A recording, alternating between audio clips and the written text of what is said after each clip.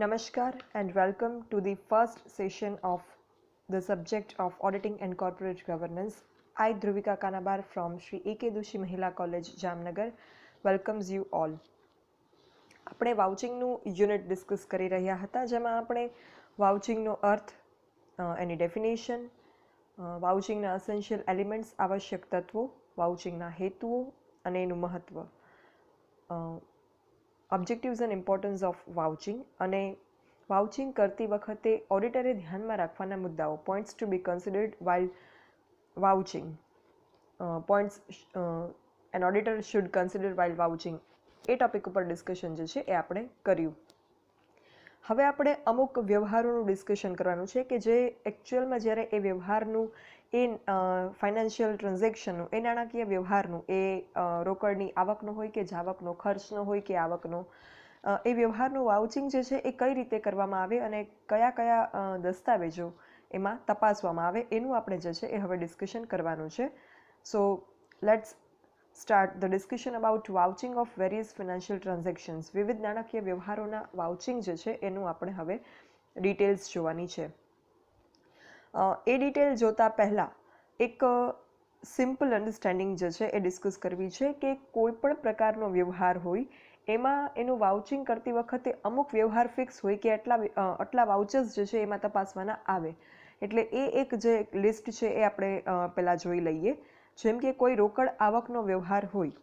હવે રોકડ આવક જે છે એના વ્યવહારની જ્યારે આપણે વાત કરતા હોઈએ ત્યારે એમાં રોકડ વેચાણ આવી શકે, દેવાદાર પાસેથી મળેલી રોકડ આવે, લેણી હુંડીની વસૂલાત આવે, વ્યાજ ડિવિડન્ડની આવક આવે, રોકાણોનું વેચાણ કર્યું હોય તો રોકડની આવક થાય, કમિશન મળ્યું હોય, ભાડું મળ્યું હોય, મિલકતનું વેચાણ કર્યું હોય, કોઈ પ્રકારના ભંગારનું વેચાણ કર્યું હોય, કોઈ લવાજમ મળ્યું હોય કંપનીને, વીમા કંપની પાસેથી કોઈ દાવાની રકમ મળી હોય, રેલવે કે ટ્રાન્સપોર્ટ કંપની પાસેથી દાવાની રકમ મળી હોય, ભાડા ખરીદ કરારની આવક થઈ હોય, રોયલ્ટી મળી હોય, લઘુત્તમ ભાડું મળ્યું હોય, ઇન્કમ ટેક્સ રિફંડ મળ્યો હોય, ડૂબતા લેણાનું ડિવિડન્ડ મળ્યું હોય, શેર મૂડી કે ડિબેન્ચર્સ જે છે એની આવક થઈ હોય, તો એવા સંજોગોમાં કંપનીને રોકડની આવક થાય. તો કોઈપણ પ્રકારનો આ વ્યવહાર જે હું બોલી એમાંથી કોઈપણ પ્રકારનો રોકડની આવકના વ્યવહાર હોય તો એનું જ્યારે વાઉચિંગ કરવામાં આવે ત્યારે અમુક બાબતો જે છે એ એમાં કોમન હોય. જેમ કે રોકડના બદલામાં આપેલી રસીદની નકલ. કોઈ પણ કેશ ટ્રાન્ઝેક્શન બિઝનેસમાં થાય એટલે એમાં સામે રિસીટ આપવામાં આવે. જે પાર્ટી છે પેમેન્ટ કરનાર, જેમણે ચૂકવી છે રોકડ, એ પાર્ટીને આપણે રિસીટ આપીએ તો એ રિસીટની એક કોપી જે છે એ રિસીટ બુક આખી કોપીમાં બને. એક કોપી તમે જેને નાણાં તમને ચૂકવેલા છે એને આપી દો છો ને એક કોપી તમારા રેકોર્ડમાં રહે. તો એ રસીદની નકલ જે છે એ વાઉચિંગ એનું કરવાનું રહે. એ સિવાય પહોંચના અડધિયા. ઘણી વખત આપણે ચેકમાં કેમ અડધિયું હોય, વચ્ચે ડોટ કરી અને ચેક જે છે એ અડધો આપણી પાસે રહે, એમાં ડિટેલ લખેલી હોય, અડધો જે છે આપણે આપી દઈએ. તો એ અડધા ચેક ઉપરથી પણ જે આપેલ ચેક છે એની બધી ડિટેલ જાણવા મળે. તો એને ચેકનું અડધિયું કહેવાય. એ જ રીતે પહોંચનું પણ અડધિયું હોય, કાઉન્ટર ફોઇલ હોય.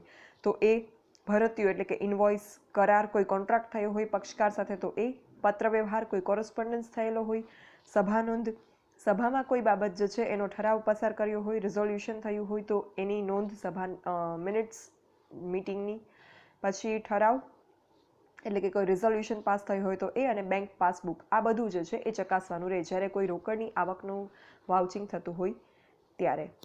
એ સિવાય રોકડની જાવકનો જો કોઈ વ્યવહાર હોય તો એનું જ્યારે વાઉચિંગ કરવામાં આવે, રોકડની જાવકમાં રોકડ ખરીદી કરી હોય, લેણદારોને રકમ ચૂકવી હોય, પગાર મજૂરી ચૂકવ્યા હોય, દેવી હુંડી ચૂકવી હોય, કાયમી મિલકતની ખરીદી કરી હોય, ભાડા ખરીદ પદ્ધતિ કે હપ્તા ખરીદ પદ્ધતિ પર કંઈ મિલકતો ખરીદી હોય, રોકાણો ખરીદ્યા હોય,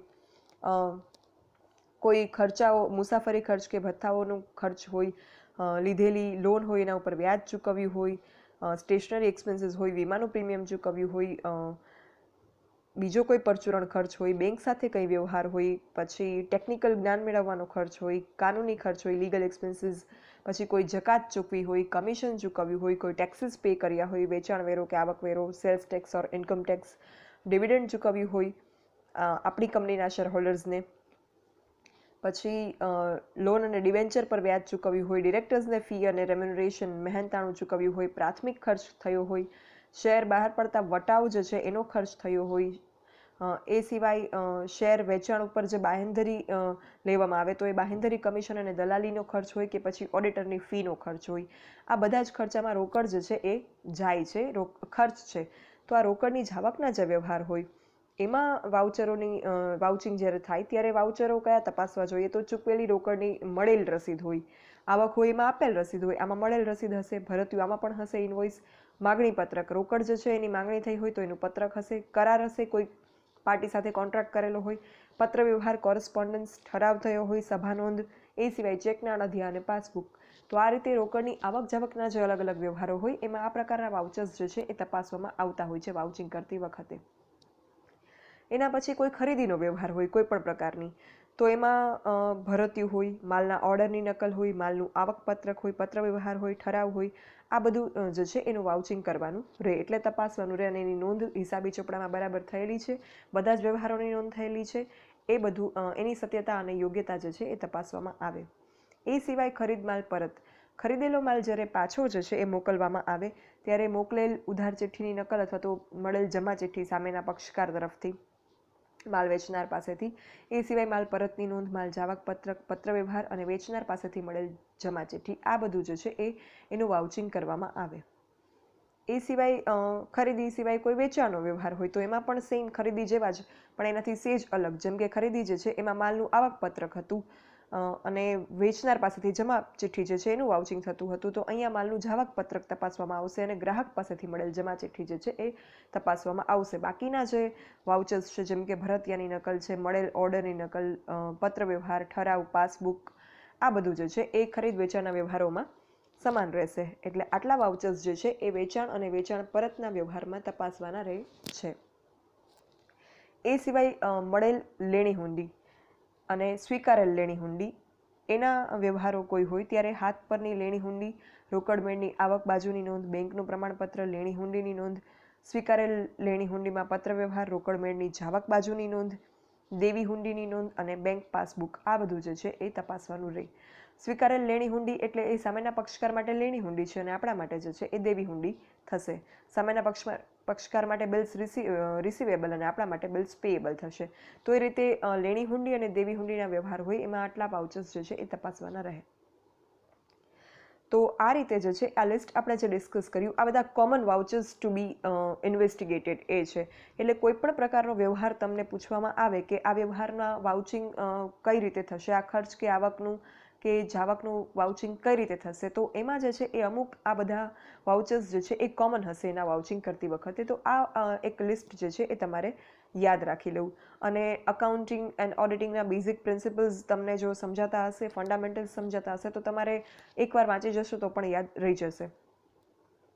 હવે આપણે અમુક ટ્રાન્ઝેક્શન્સ છે એના વાઉચિંગની આખી ડિટેલ જે છે એ સમજવાની છે, કઈ રીતે એ ટ્રાન્ઝેક્શનનું વાઉચિંગ કરવામાં આવે છે એ જે છે હવે આપણે ડિસ્કસ વન બાય વન એક એક ટોપિકનું કરીશું. અમુક આવકના વાઉચિંગ છે, અમુક જાવકના છે. પહેલાં આપણે જે છે એ અમુક આવકના વાઉચિંગની વાત કરીશું વન બાય વન. સૌથી પહેલાં વાત કરીએ કેશ સેલ્સ. રોકડ વેચાણ જે છે એનો વ્યવહાર થયો હોય ત્યારે એનું વાઉચિંગ કરતી વખતે કઈ રીતે એનું વાઉચિંગ જે છે એ કરવામાં આવે. How will you vouch the transaction of cash sales? તો આપણે એક બે દિવસ પહેલાંના લેક્ચરમાં રોકડ વેચાણ અંગેની આંતરિક અંકુશની પદ્ધતિ, internal check system of cash sales, એના ઉપર જે છે આખું ડિસ્કશન એક ડિટેલમાં કરેલું છે. એ જો તમને ધ્યાનમાં હશે અને સમજાઈ ગયું હશે તો તમને આ કેશ સેલ્સનું વાઉચિંગ કેમ કરવું એ જે છે એ બહુ ઇઝીલી સમજાઈ જશે. જો તમને તમે એ લેક્ચર જે છે એ વ્યૂ ના કર્યો હોય, ન જોયો હોય તો પ્લીઝ વોચ ધેટ લેક્ચર. એક ડાયાગ્રામ ડ્રો કરેલો છે બ્લુ સ્લાઇડમાં કલરફુલ, એ જે છે એ આંતરિક અંકુશની પદ્ધતિ છે રોકડ વેચાણના વ્યવહાર અંગેની. એ રિફર એકવાર પહેલાં કરી લેજો બિફોર અન્ડરસ્ટેન્ડિંગ ધીસ ટોપિક. રોકડ વેચાણ જે છે એની આવક રોકડ મેળની આવક બાજુએ દર્શાવવામાં આવે. કેશબુકમાં જે છે એ ઇન્કમ સાઇડ આને મેન્શન કરાય રોકડ વેચાણને. સામાન્ય રીતે કોઈપણ ધંધામાં રોકડ વેચાણનું પ્રમાણ જે છે એ વધારે હોય અને રોકડ વેચાણનું પ્રમાણ વધારે હોય એટલે રોકડની ઉચાપત થવાની શક્યતાઓ પણ વધારે રહે. એટલે એને અટકાવવા માટે આપણે આંતરિક અંકુશની પદ્ધતિનો આખો ટોપિક ડિસ્કસ કર્યો હતો. રોકડ વેચાણ જે છે ટપાલ દ્વારા, ટ્રાવેલિંગ સેલ્સમેન કે એજન્ટ દ્વારા થાય છે. આ બધા સંજોગોમાં ગ્રાહકને પહેલાં તો બિલ વગર માલ ન આપવો જોઈએ. પહેલી શરત રોકડ વેચાણ જે છે એમાં કોઈ ઉચાપત રોકડની ન થાય એ વસ્તુનું ધ્યાન રાખવા માટે ગ્રાહકને હંમેશા બિલ આપવું જોઈએ માલનું. એ સિવાય જ્યારે મોટા પ્રમાણમાં માલનું વેચાણ થતું હોય ત્યારે બિલની 4 નકલો તૈયાર કરવી જોઈએ. જે આપણે રોકડ વેચાણના આંતરિક અંકુશની પદ્ધતિમાં આખી પ્રોસેસ સમજેલા છીએ. 4 નકલ કઈ રીતે તૈયાર કરવી જોઈએ, અલગ અલગ રંગની.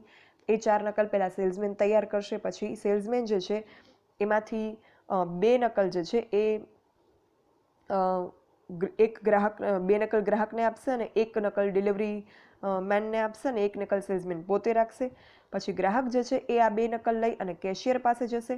કેશિયર જે છે એ નાણાં મળ્યા એનો સ્ટેમ્પ મારશે. પછી એ સ્ટેમ્પવાળી નકલ લઈ અને ગ્રાહક જે છે એ ડિલિવરી મેન પાસે જશે અને ડિલિવરી મેન એને માલ આપ્યો એવી જે છે એ સ્ટેમ્પ મારી અને માલ બિલ જે છે એ રિટર્ન કરશે. તો આ રીતે આખી પ્રોસેસ જે છે એ કરવામાં આવવી જોઈએ જ્યારે મોટા પાયે રોકડ વેચાણ થતું હોય ત્યારે કંપનીમાં કે પેઢીમાં. આ આખી પ્રોસેસ જે છે એ થઈ ગયા પછી આ પ્રોસેસ અત્યારે મેં તમને બહુ શોર્ટમાં એક્સપ્લેન કરી બીકોઝ આપણે આ પ્રોસેસ જે છે એ રોકડ વેચાણના આંતરિક અંકુશની સિસ્ટમ જ્યારે ડિસ્કસ કરી બિફોર 2 or 3 days લેક્ચર જે હતો એમાં આખી ડિટેલમાં ડિસ્કસ એનું કરેલું છે. તો અહીંયા રોકડ વેચાણના વ્યવહારનું વાઉચિંગ કરતી વખતે જે છે એ સેલ્સમેન, કેશિયર અને ડિલિવરી મેન આ ત્રણેયની બિલની નકલ જે છે એનું વાઉચિંગ કરવું જોઈએ, તપાસવી જોઈએ. ત્રણેયની બિલની નકલમાં વેચાણની રકમ, વેચાણની વિગતો, વેચાણની ક્વોન્ટિટી, જથ્થો આ બધી બાબતો સમાન છે કે નહીં એ વસ્તુ તપાસવી જોઈએ. ઘણી વખત અત્યારે મોડર્ન ટાઈમમાં સ્વયં સંચાલિત યંત્રો જે છે એના વડે પણ રોકડ નાણાંની વસૂલાત કરવાની પદ્ધતિ જોવામાં આવે છે. એ સિવાય ઓડિટરે રોકડ વેચાણના વ્યવહારનું વાઉચિંગ કરતી વખતે કેશ મેમો જે છે એ તપાસવું જોઈએ. પછી સેલ્સમેનનું પત્રક તપાસવું જોઈએ કે જેમાં કેટલા માલનું વેચાણ થયું, કઈ રકમ હતી, વેચાણની રકમ કેટલી હતી, કઈ તારીખ હતી, કયા પક્ષકારને વેચાણ થયું એ બધી જ ડિટેલ્સ સેલ્સમેનના પત્રકમાં હોય એ તપાસવી જોઈએ. એ સિવાય રોકડ વેચાણનું એક પત્રક બનાવેલું હોય એ પણ તપાસવું જોઈએ અને બેંક પાસબુક જે છે એ તપાસવી જોઈએ કે રોકડ નાણાં જે મળ્યા એ ખરેખર બેંકમાં જમા થયા છે કે નહીં. આટલી બાબતો જે છે એ ઓડિટર ઇન્વેસ્ટિગેટ કરે એટલે કેશ સેલ્સના ટ્રાન્ઝેક્શનમાં એમ્બેઝલમેન્ટ ઓફ કેશ જે છે એની કોઈ જ ચાન્સીસ કે સ્કોપ રહેતા નથી. એટલે રોકડ વેચાણના વ્યવહારમાં રોકડની ઉચાપત જે છે એના કોઈ જ શક્યતાઓ ન રહેવા દેવી હોય ત્યારે ઓડિટરે આ બધી જ બાબતો જે છે એ તપાસવી જોઈએ. તો અહીંયા આ કેશ સેલ્સના ટ્રાન્ઝેક્શનનું વાઉચિંગ કઈ રીતે થાય એ ટોપિક આપણે કમ્પ્લીટ કર્યો. નેક્સ્ટ, દેવાદારો પાસેથી મળેલ રોકડ અથવા તો ઉઘરાણીની વસૂલાત, કેશ રિસીવ્ડ ફ્રોમ ડેટર્સ. જ્યારે હમણાં તો આપણે વાત કરી રોકડ વેચાણના વ્યવહારના વાઉચિંગની, પણ એવું નથી કે હંમેશા વેચાણ જે છે એ રોકડમાં જ કરવામાં આવે. ઘણી વખત વેચાણ જે છે એ ઉધાર પણ કરવામાં આવતું હોય છે. તો જ્યારે દેવાદારોને ઉધાર કે શાખ પર માલનું વેચાણ કરવામાં આવે અને દેવાદારો પાક્યા તારીખે અથવા તો ઘણી વખત એવું હોય દેવાદારો જે છે એ પાક્યા તારીખ પહેલાં પણ રકમ ચૂકવી દે, જે ઉધાર વેચાણ કરેલ છે એ વેચાણની જે રકમ હોય એ ચૂકવી દે, તો એને રોકડ મેળની આવક બાજુએ દર્શાવવામાં આવે. દેવાદારો પાસેથી જે આ રકમ મળી એનું વાઉચિંગ કરતી વખતે દેવાદારને રોકડના બદલામાં જે રસીદ આપણે આપી હશે એ રસીદની નકલ અને એના ઉપર અધિકારીની સહી છે, જવાબદાર અધિકારીની સિગ્નેચર છે કે નહીં એ તપાસવું જોઈએ. બીજું, મોટી કંપની જે છે એમાં ઓડિટર દરેક રિસીટ અને અડધ્યું એટલે કે કાઉન્ટર ફોઇલ, જે મેં તમને હમણાં એક્સપ્લેન કર્યું કે આખું એક બિલ હોય એમાંથી હાફ જે છે તમને ઘણી વખત ફોર્મ પણ એવા આપતા હોય કે આખું ફોર્મ તમારે ભરવાનું હોય, નીચે ઓફિસ ઉપયોગ માટે એમ લખ્યું હોય, નાના એવા ફોર્મનો એક ટુકડો હોય એમાં અને ડોટ કરી અને ફોર્મ ઇઝીલી તમે જે છે એ એટલો ભાગ જે છે કટ કરી શકો એ રીતે આપેલું હોય. તો એ જે હાફ પાર્ટ હોય, હાફ પોર્શન હોય which can be easily cut off, એને કહેવાય ફોઇલ, કાઉન્ટર ફોઇલ. તો ચેકનું અડધ્યું જે છે એ કે રસીદ ઓડિટરે તપાસવા જોઈએ જ્યારે દેવાદાર પાસેથી રોકડ રકમ મળે ત્યારે. દેવાદાર પાસેથી જ્યારે રોકડ રકમ મળે ત્યારે રોકડની ઉચાપત થવાના કેશ એમ્બેઝલમેન્ટના ચાન્સીસ બહુ હાઈ હોય છે. એટલે આ વ્યવહાર જે છે એ તપાસતી વખતે ઓડિટરે ખાસ અલર્ટ, સાવચેત રહી અને જે છે એનું વાઉચિંગ કરવું જોઈએ. કઈ રીતે રોકડના દેવાદાર પાસેથી મળેલ રોકડ જે છે એમાં કઈ રીતે છેતરપિંડી થઈ શકે એની જો આપણે વાત કરીએ તો દેવાદાર પાસેથી મળેલ જે મૂળ રકમ હોય એ રસીદમાં લખવામાં આવે, જે એકચ્યુઅલ રિસીટ હોય એમાં. પછી એક ડુપ્લિકેટ રસીદ બનાવવામાં આવે, રિસીટ બનાવવામાં આવે વિચ ઇઝ ઇલીગલ. એમાં જે છે ઓછી રકમ બતાવવામાં આવે. તો એનાથી શું થશે કે મૂળ રસીદ જે તમે દેવાદારને આપશો એમાં એને જેટલી રકમ ચૂકવી એટલી તમે લખેલી હશે એટલે દેવાદાર કોઈ ઓબ્જેક્શન નહીં લે અને રસીદ લઈ લેશે. પણ જે તમે જે રસીદ કંપનીમાં રેકોર્ડમાં રાખો છો એટલે કે ડુપ્લિકેટ રિસીટ, એમાં જે છે તમે ઓછી રકમ જો લખો, એટલે જે કોઈ એકાઉન્ટન્ટ છે એ કોઈ કર્મચારી તો એ ઓછી રકમ લખશે એટલે જે તફાવતની રકમ છે એની એ ઉચાપત કરી શકશે. એટલે આ ઉચાપત અટકાવવા માટે દેવાદાર સાથે પત્ર વ્યવહાર પણ કરી લેવો જોઈએ. જરૂર લાગે ત્યાં કોરસ્પોન્ડન્સ જે છે એ કરવો જોઈએ. એટલે એમણે ચૂકવેલ રકમની જે એકચ્યુઅલ રિસીટ હોય, એમની પાસે જે રિસીટ હોય એ રિસીટ જે છે એ મેળવી લેવામાં આવે છે. એ રિસીટમાં તો રકમ ખોટી લખવાનો કોઈ ચાન્સ જ નથી, બિકોઝ ઓછી રકમ લખીને તમે દેવાદારને રિસીટ આપો જેટલી રકમ એણે ચૂકવેલી છે એના કરતાં તો દેવાદાર જે છે એ ઓબ્જેક્શન લેશે. Debtors will not accept that receipt. So આ રીતે કોરસ્પોન્ડન્સ કરી અને એમની રસીદ જે છે એ મેળવી લેવી જોઈએ, છેતરપિંડી નથી થઈ એની ખાતરી કરવા. એ સિવાય દેવાદાર પાસેથી મળેલ રકમની જે રસીદ છે એમને આપવામાં આવે, પણ રસીદના અડધિયા જે છે એ ગુમ કરી નાખવામાં આવે, એ જે છે ઓફિસના રેકોર્ડમાં રાખવામાં ન આવે, તો શું થાય? દેવાદારે આપણને રકમ ચૂકવી, ડેટર્સે કંપનીમાં રકમ જમા કરી, આપણે એને રસીદ પણ આપી, સાચી રકમની રસીદ આપી, એમણે એક્સેપ્ટ કરી વિધાઉટ એની ઓબ્જેક્શન, વેરી ફેર. પણ પછી જે કાઉન્ટરફોઇલ છે, હાફ જે રાખવું જોઈએ રેકોર્ડ કંપનીમાં એ ન રાખીએ, એ કાઉન્ટરફોઇલને ગુમ કરી નાખીએ, એટલે કંપનીમાં એ વસ્તુ જે છે એ ક્યાંય રેકોર્ડમાં જ નહીં હોય કે આ દેવાદાર પાસેથી આટલી રકમ રિસીવ થઈ છે. તો એ રીતે પણ કાઉન્ટરફોઇલ જે છે એને ગુમ કરીને પણ છેતરપિંડી થઈ શકે દેવાદાર પાસેથી મળેલ ઉઘરાણીની. એ સિવાય ટીમિંગ અને લીડિંગ મેથડથી જે છે એ દેવાદાર પાસેથી મળેલ રકમની ઉચાપત થઈ શકે. આ ટીમિંગ એન્ડ લીડિંગ મેથડ મેં તમને બહુ ડિટેલમાં જ્યારે આપણે ઓબ્જેક્ટિવ્સ ઓફ ઓડિટિંગ સમજી રહ્યા હતા ફર્સ્ટ ચેપ્ટરમાં ત્યારે સમજાવેલું હતું. તમારે એ સમજવું હોય, તમને યાદ ન હોય what is teeming and lading method, એકનું ગાડ્યું બીજાને, તો તમે એ જે છે એ ફર્સ્ટ ચેપ્ટરનું એ જે મારા ડિસ્કશન મેં જે લેક્ચરમાં કર્યું હતું એ લેક્ચર રેફર કરજો. અત્યારે હું તમને શોર્ટમાં સમજાવું ટીમિંગ એન્ડ લીડિંગ મેથડ દ્વારા પણ દેવાદાર પાસેથી મળેલી રોકડની ઉચાપત કઈ રીતે થઈ શકે. તો જે દેવાદાર પાસેથી રોકડ મળી છે એ દેવાદારના ખાતે જમા કરવી જોઈએ એ રોકડ રેકોર્ડમાં કંપનીના, પણ એવું કરવામાં ન આવે અને છેતરપિંડી કરી અને ફ્રોડથી કોઈ બીજા દેવાદારના નામે એ રકમ જમા કરવામાં આવે. પછી જે દેવાદારના નામે એ રકમ ખોટી રીતે જમા થઈ, એ દેવાદારની જે મળેલી રકમ છે એ કોઈ ત્રીજા દેવાદારના નામે જમા કરવામાં આવે, ત્રીજા દેવાદારની રકમ ચોથા દેવાદારના નામે. આમાં શું થશે? રકમ એકની રકમ જે છે એ બીજાના નામે જમા થશે, બીજાની રકમ કોઈ બીજાના નામે જમા થશે. એટલે આવા સંજોગોમાં ઓડિટર માટે જો એને જણાય શંકાસ્પદ કંઈ કે અહીંયા રોકડની ઉચાપત થઈ છે, એમ્બેઝલમેન્ટ ઓફ કેશ થયું છે, એવા સંજોગોમાં પણ ઓડિટર માટે it will be very hard to find out that what is the fraud. Fraud જે છે એ કયા દેવાદારની રકમમાં થયો છે, કયા ડેટર્સના કેશ રિસીવ જે છે એ થઈ છે અને એને દર્શાવી નથી. આ જે છે એ વસ્તુ શોધવી એના માટે ઓડિટર માટે અઘરી થઈ જશે. એટલે આ રીતે ટીમિંગ અને લીડિંગ મેથડથી પણ જે છે દેવાદાર પાસેથી મળેલી રકમ નું જે છે એ ઉચાપત થઈ શકે. આ ન થાય એના માટે ઓડિટરે એ વસ્તુ તપાસવી જોઈએ કે દેવાદાર પાસેથી કઈ તારીખે રકમ મળી છે, કઈ તારીખે એ ચોપડે દર્શાવી છે અને કઈ તારીખે બેંકમાં ભરી છે. એ જો તપાસી લેવામાં આવે, એની જે તપાસ છે મેટિક્યુલસલી બારીકાઈથી ઝીણવટપૂર્વક કરવામાં આવે તો આ વસ્તુ થવાની શક્યતા રહેશે નહીં, બિકોઝ બધા દેવાદાર એક દિવસે તો નાણાં ચૂકવશે નહીં. એટલે દેવાદાર જે છે એના ડેટ ઓફ અમાઉન્ટ રિસીવ્ડ જે છે એ ચેક કરી લેવી જોઈએ ઓડિટરે. એ સિવાય દેવાદારને આપવામાં આવતો રોકડ વટાવ કે કસર હોય, ડિસ્કાઉન્ટ આપેલું હોય તો એ પણ છેતરપિંડી એમાં પણ કરવામાં આવે. ડિસ્કાઉન્ટ આપેલો હોય એના કરતાં વધારે લખવામાં આવે, એટલે સપોઝ 5% ડિસ્કાઉન્ટ આપ્યું હોય અને 10% લખવામાં આવે, એટલે જે ડિફરન્સને 5% છે એટલી રકમની ઉચાપત કરવામાં આવે, તો એ પણ ન થાય. એના માટે ઓડિટર જે છે એણે વટાવના નિયમો કે દેવાદારોને જનરલી કેટલું ડિસ્કાઉન્ટ આપવામાં આવે છે, કેટલા દિવસમાં નાણાં ચૂકવે તો કેટલું ડિસ્કાઉન્ટ આપવામાં આવે છે, રૂલ્સ એન્ડ રેગ્યુલેશન્સ શું છે ડિસ્કાઉન્ટના કંપનીમાં, પછી વધુમાં વધુ વટાવના પર્સન્ટેજ કેટલા છે નક્કી કરેલા, વટાવ મંજૂર કરવાની સત્તા કોને છે, આ બધી બાબત જે છે એ ઓડિટરે તપાસવી જોઈએ. એ સિવાય ઘણી વખત જે છે કોઈ દેવાદારો પાસેથી અમાઉન્ટ ન મળે તો એ ઘાલખાત જશે, બેડ ડેટ્સ તરીકે જે છે એને રાઇટ ઓફ કરવામાં આવશે, માંડી વાળવામાં આવશે.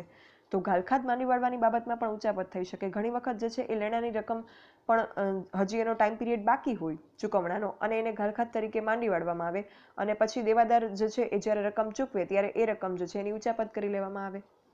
તો આ ન થાય એના માટે ઓડિટરે જોવું જોઈએ કે ઘાલખાદ માંડી વળવાની સત્તા, બેડ ડેટ્સ રેટ ઓફ કરવાની સત્તા જે છે એ કોને છે, અને એ સત્તાનો બેડ ડેટ્સ રાઇટ ઓફ કરવાની જે સત્તા છે, જે જવાબદાર અધિકારી પાસે એની ઓથોરિટી છે, એનો બરાબર રીતે ઉપયોગ કરવામાં આવ્યો છે કે નહીં, કાયદેસર રીતે એ પણ ચકાસવું જોઈએ. અને જ્યાં સુધી પોસિબલ હોય ત્યાં સુધી ઓડિટર જે છે એણે દેવાદાર પાસેથી કેટલી રકમ જે છે એ મેળવવાની છે એનો એક ફિગર આંકડો જે છે એ સીધો દેવાદાર મોકલી આપે એ પ્રકારની વ્યવસ્થા કરવી જોઈએ. તો આ રીતે દેવાદાર પાસેથી જે રોકડ રકમ મળેલી હોય, જે ઉઘરાણીની વસૂલાત થયેલી હોય, કેશ રિસીટ ફ્રોમ ડેટર્સ હોય, એનું વાઉચિંગ કરતી વખતે ઓડિટરે આ બધી જ બાબતો અને શક્યતાઓ, કેશની ઉચાપતની, રોકડની ઉચાપતની, એમ્બેઝલમેન્ટ ઓફ કેશના ચાન્સીસ જે છે એને કન્સિડર કરી અને એલર્ટ રહી, અવેર રહી અને એનું વાઉચિંગ કરવું જોઈએ. રિસીટ, કોરસ્પોન્ડન્સ, રસીદ પત્રવ્યવહાર, વટાવના નિયમો, વટાવ અને ઘાલખાદ માંડી વળવાની સત્તા આપતો ઠરાવ, બેંક પાસબુક, આ પ્રકારના જનરલી દસ્તાવેજો છે એ ઓડિટરે તપાસવા જોઈએ. જ્યારે કેશ રિસીટ ફ્રોમ ડેટર્સ, દેવાદાર પાસેથી મળેલી રકમની ઉઘરાણીની વસૂલાત જે છે એનું વાઉચિંગ, એ ટ્રાન્ઝેક્શનનું વાઉચિંગ ઓડિટર દ્વારા કરવામાં આવતું હોય ત્યારે.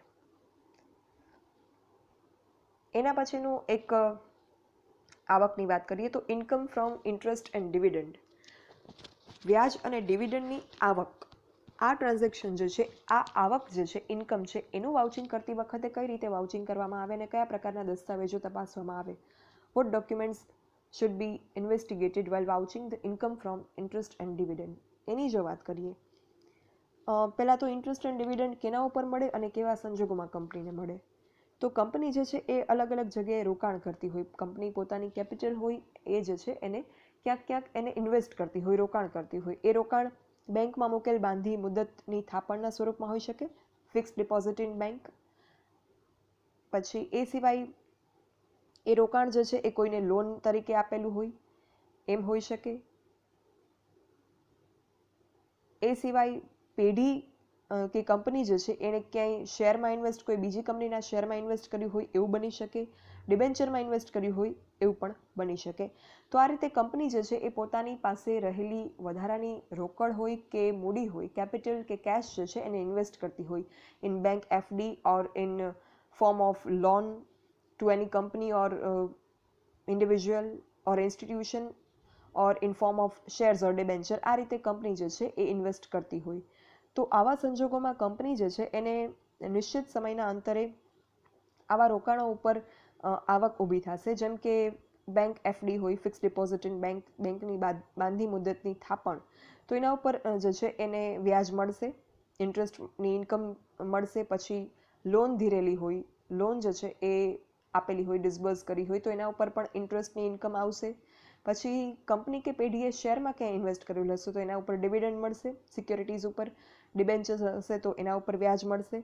તો આ બધી જ જે કંપનીના વેરિયસ ઇન્વેસ્ટમેન્ટ છે એની જે ઇન્કમ છે, આવક છે વ્યાજ અને ડિવિડન્ડની, એ રોકડ મેળની આવકની બાજુએ દર્શાવવામાં આવે.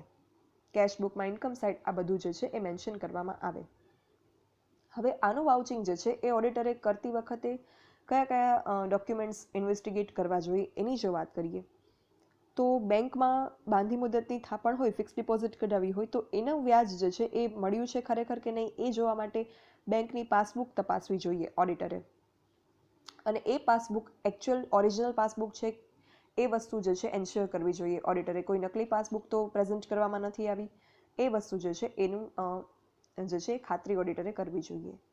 એ સિવાય કોઈ વ્યક્તિને ધીરેલી લોન હોય, કંપની જે છે એણે પોતાની પાસે રહેલા વધારાના નાણાં ક્યાંય લોન સ્વરૂપે આપ્યા હોય વ્યાજની આવક કમાવવાના હેતુથી, તો એ ધીરેલી લોન છે, ઉછીને આપેલા નાણાં છે, એના ઉપર પણ વ્યાજ મળશે.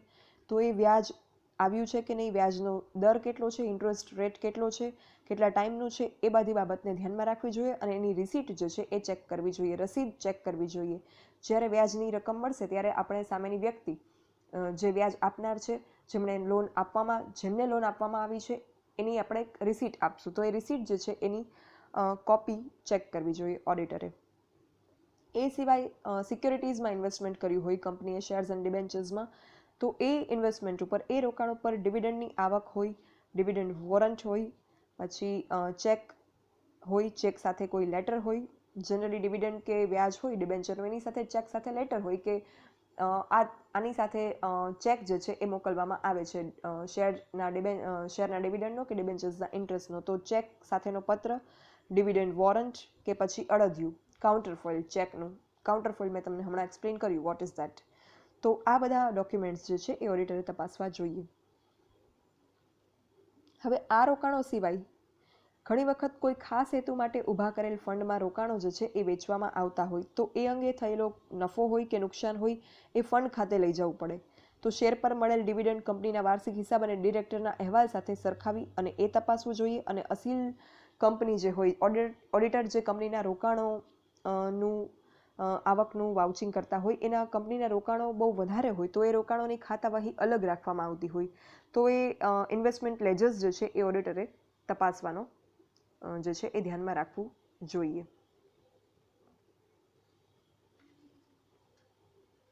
પછી ઘણી વખત એવું હોય કે બેંક જે છે એ કંપની વતી on behalf of company bank is suppose two receive the dividend amount. Bank જ્યારે આવું ડિવિડન્ડ વસૂલ કરતી હોય ત્યારે બેંક પાસબુક તપાસવી જોઈએ કે એમાં ડિવિડન્ડ મળ્યાની એન્ટ્રી જે છે એ કરેલી છે કે નહીં, ડિવિડન્ડ જમા થયાની કંપનીના રોકાણોના. એ સિવાય ઓડિટરે એ પણ જોવું જોઈએ કે આવું વ્યાજ કે ડિવિડન્ડ આખા વર્ષનું મળ્યું છે કે નહીં. જો વ્યાજ કે ડિવિડન્ડ મળવાનું બાકી હોય તો એના અંગેનો એડજસ્ટમેન્ટ જે છે હવાલો નાખવામાં આવ્યો છે કે નહીં એ પણ તપાસવું જોઈએ. એટલે આ રીતે income from interest in dividend હોય, વ્યાજ અને ડિવિડન્ડની આવક કંપનીના વિવિધ રોકાણોમાંથી from various investment of the company by the company. એમાં ઓડિટરે જનરલી રિસીટ, રસીદ, અડદિયા, કાઉન્ટરફોઇલ્સ, ચેક સાથેનો પત્ર, letter attached with the check, dividend warrant અને બેંક પાસબુક, આ બધા ડોક્યુમેન્ટ્સ જે છે એ તપાસવા જોઈએ. તો અહીંયા આપણે અમુક આવકના વ્યવહારો જે છે, અમુક ઇન્કમના ટ્રાન્ઝેક્શન્સ, આવકના વ્યવહારો, રોકડ વેચાણ, પછી ઉધાર વેચાણ કરતા દેવાદાર પાસેથી જે રકમ ઉઘરાણીની વસૂલાત થાય, income received, cash received from debtors, cash sales અને છેલ્લે ઇન્ટરેસ્ટ એન્ડ ડિવિડન્ડ ઇન્કમ, વ્યાજ અને ડિવિડન્ડની આવક. આ બધી આવકોનું વાઉચિંગ કરતી વખતે કઈ રીતેનું વાઉચિંગ કરવું જોઈએ, કઈ બાબતો ધ્યાનમાં રાખવી જોઈએ ઓડિટરે અને કયા પ્રકારના ડોક્યુમેન્ટ્સ ઇન્વેસ્ટિગેટ કરવા જોઈએ એ પોઈન્ટનું ડિસ્કશન જે છે એ આપણે કર્યું. અને એની શરૂઆતમાં મેં જે તમને એક લિસ્ટ આપ્યું કે ડિફરન્ટ ટાઈપના ટ્રાન્ઝેક્શન હોય એનું વાઉચિંગ કરતી વખતે જનરલી અમુક વાઉચર્સ કોમન હોય કે એ વાઉચર્સ તપાસવાના જ હોય. તો એ કોમન વાઉચર્સ ક્યાં છે એ જે છે એ લિસ્ટ તમે ખાસ સમજી લેજો અને યાદ રાખી લેજો. બિકોઝ તમને કોઈ પણ ટ્રાન્ઝેક્શનનું વાઉચિંગ જે છે એ પૂછવામાં આવે તો એ લિસ્ટ જે છે એમાં કોઈ પણ આવક કે જાવકનું ટ્રાન્ઝેક્શન કે ખર્ચનો ટ્રાન્ઝેક્શન કે ખરીદી કે વેચાણનું ટ્રાન્ઝેક્શન હશે એ જે લિસ્ટ છે એમાં ક્યાંક ને ક્યાંક એ જે છે એ ઇન્ક્લુડ થતું જ હશે. એટલે એ લિસ્ટ તમને યાદ હશે તો તમને કોઈ પણ મેટર આપવામાં આવે કે આનું વાઉચિંગ કઈ રીતે કરવામાં આવે છે અને કઈ બાબતો, કયા ડોક્યુમેન્ટ્સ જે છે ઇન્વેસ્ટિગેટ કરવામાં આવે XYZનું વાઉચિંગ કરતી વખતે, તો તમને એ જે છે એ આવડી જશે. સો એ સ્ટાર્ટિંગનું લિસ્ટ જે છે એ ખાસ સમજી અને યાદ રાખજો. બાકીના જે છે આપણે પણ ડિસ્કસ કરીએ. I hope you got it well. So that's all for this session. Thank you. જો કોઈને કંઈ ડાઉટ કે ક્વેરી હોય, you can write me on this mail dbk.dhruvika@gmail.com. Thank you.